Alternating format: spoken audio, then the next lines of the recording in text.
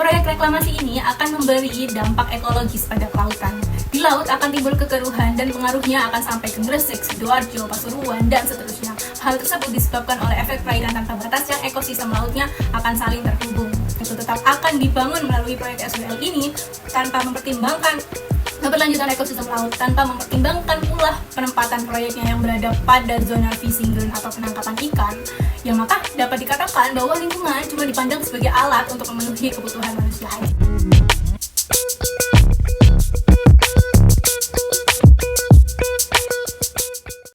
Reklamasi Surabaya Waterfront Lane atau SWL di laut merupakan proyek garapan dari PT Granting Jaya yang masuk dalam proyek strategis nasional. Menurut Jubir PT Granting Jaya, Agung Pramono, proyek ini akan mereklamasi 6 pulau. 6 pulau ini akan difungsikan menjadi sektor pariwisata, sektor bisnis, dan sektor perdagangan. Diharapkan melalui proyek ini, masyarakat dari kelas bawah hingga kelas atas akan mendapatkan getah keuntungan. Namun, mengutip dari Sabto Andriono selaku dosen Fakultas Perikanan dan Kelautan Universitas Airlangga, proyek reklamasi ini akan memberi dampak ekologis pada kelautan. Di laut akan timbul kekeruhan dan pengaruhnya akan sampai ke Gresik, Sidoarjo, Pasuruan, dan seterusnya. Hal tersebut disebabkan oleh efek perairan tanpa batas yang ekosistem lautnya akan saling terhubung. Menyusul dari dampak kekeruhan tersebut, ya ikan-ikan di laut yang menjadi incaran nelayan pun akan pindah atau kehilangan tempat berkembang biak seperti sebelumnya. Sehingga efek dari proyek tersebut dapat mengancam pula kesejahteraan nelayan. Ketua DPW Kesatuan Nelayan Tradisional Indonesia Jawa Timur atau KNTI Jatim menekankan bahwa proyek tersebut akan merugikan dan mengancam masa depan nelayan.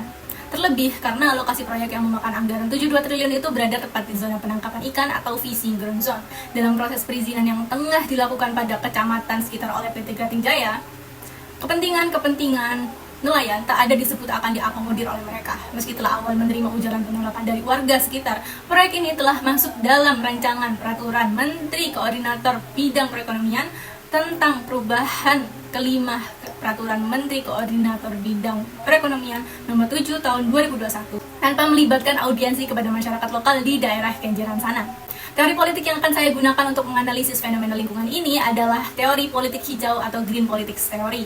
Dalam buku yang ditulis oleh Jackson and Sorensen berjudul Introduction to International Relations tahun 1999, Green Politics muncul untuk mengkritik pandangan liberalisme dan melihat dampak perang dingin yang mengakibatkan kerusakan lingkungan yang berlebihan.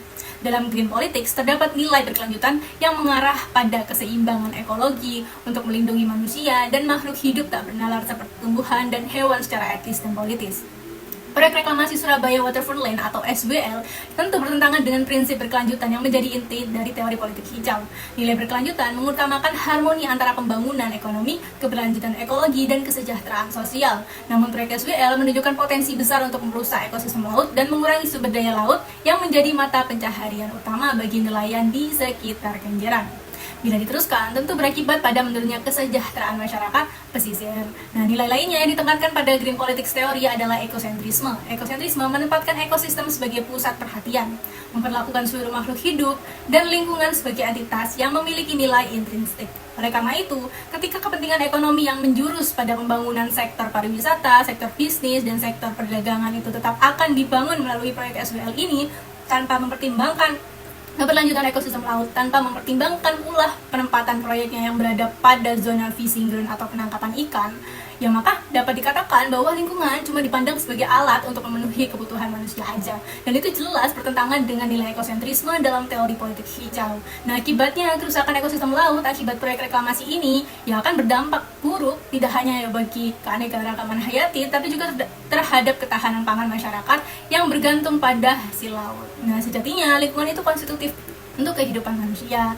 Partisipasi publik merupakan elemen atau nilai yang juga ada pada teori politik hijau. Nah, kasus SWL, absen-absennya audiensi kepada masyarakat lokal, khususnya komunitas nelayan di daerah Kenjeran, yang menunjukkan kurangnya transparansi dan inklusivitas dalam perencanaan proyek ini. Meskipun proyek ini telah masuk ya dalam rancangan perubahan peraturan Menteri Koordinator Bidang Perekonomian, masyarakat yang terdampak tidak dilibatkan secara memadai.